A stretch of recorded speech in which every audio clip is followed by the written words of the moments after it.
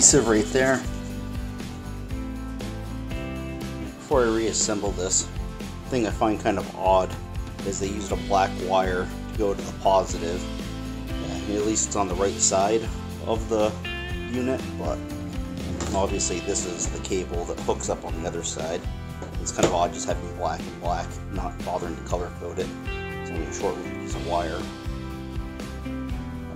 Line this up, set that tray back in where it goes, get the battery in, get it back up.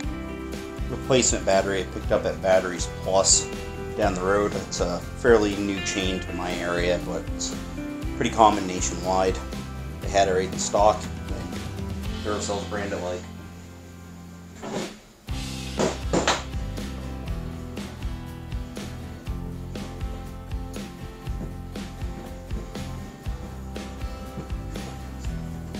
This particular model, each one of these just slide over underneath. Creates a nice little tray for the battery. Battery sets in nice and simple. Line this end of it up.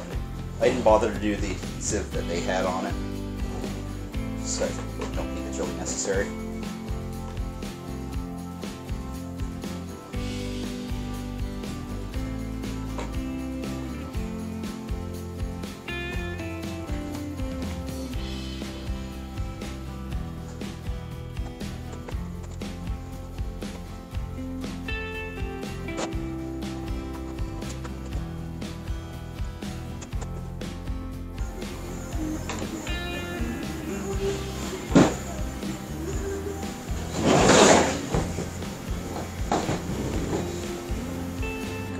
Over the plug here. You can see it's just a standard plug, so if you were to break the plug, you'll probably find one on Amazon to be able to plug it in. You got power for the compressor motor, power to go to the charger, and then the pressure sensor for the compressor.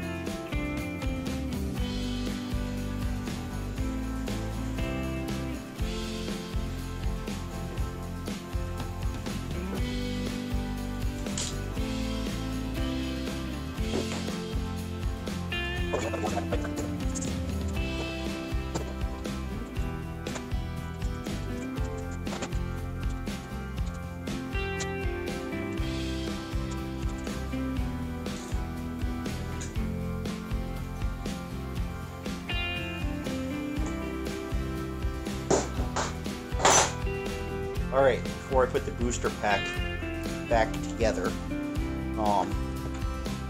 pulled this little brace off and removed this because my plug broke.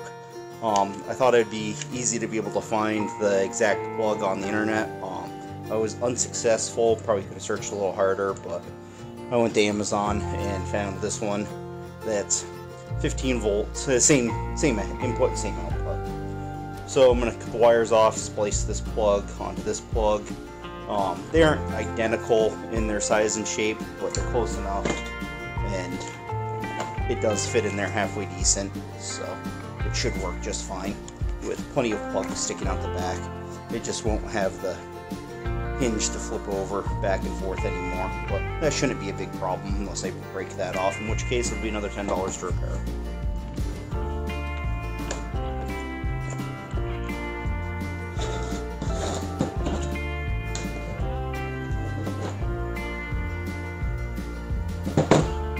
The wires are annotated. One of them is black, white stripes, the other one's just solid black.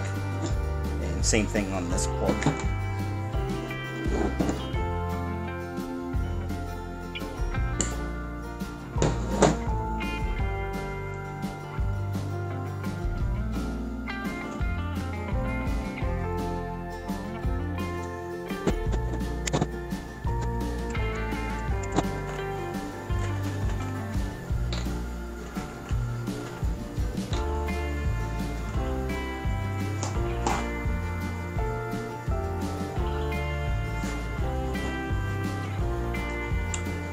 These connectors are heat shrink tubing already.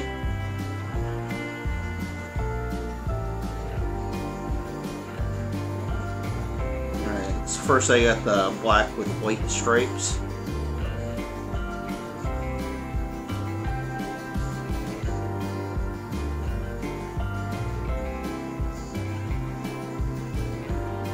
Always twist them in good and tight.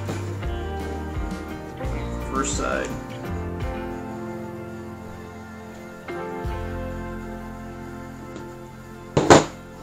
It's all very good.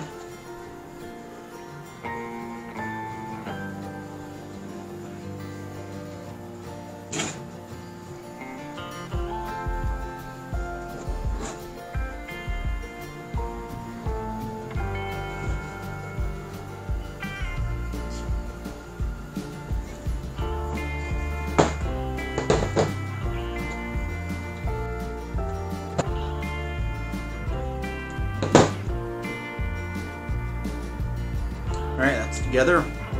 Get it heat shrunk and we should be good to go.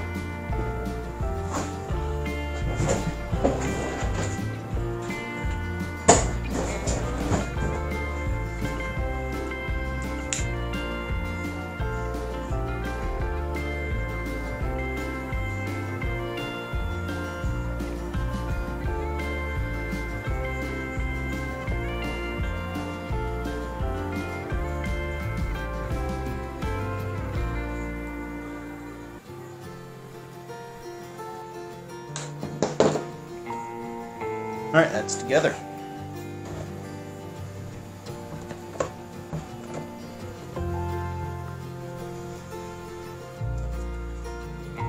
So this plug's a little bit thinner than the stock one.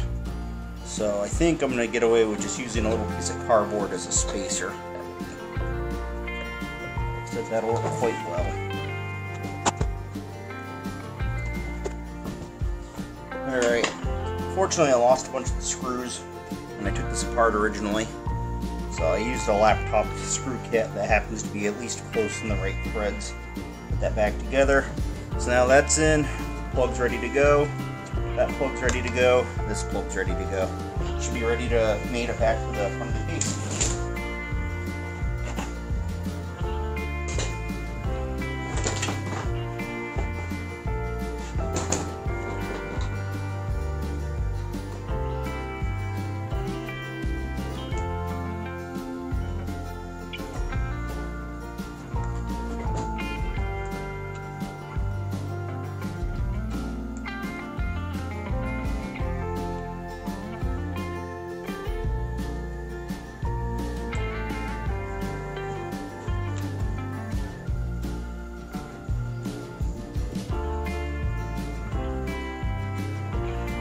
Alright, my 3 plugs are back together.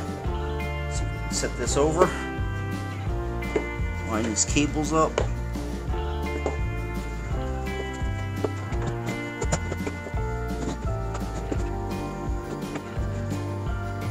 Alright, put some screws in here, we should be good to go.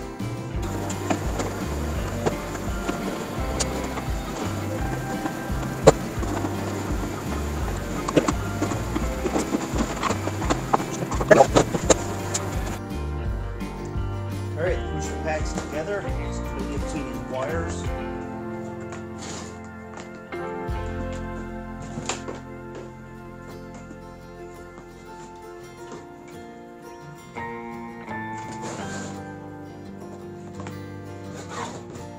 Now, switch it on.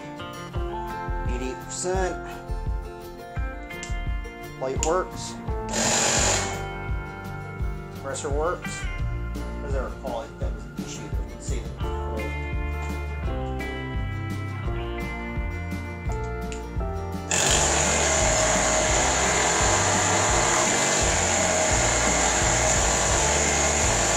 Alright, well the compressor blows air, but apparently the gauge is not working.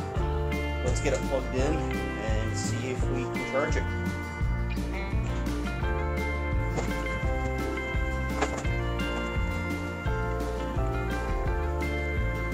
Give that a little bit and see if the battery charge comes up. Alright, this has been charging for a few minutes to see what we're up to. 87%, so we're definitely gaining. I'll let that finish charging, but looks like I have a fully functional booster pack again.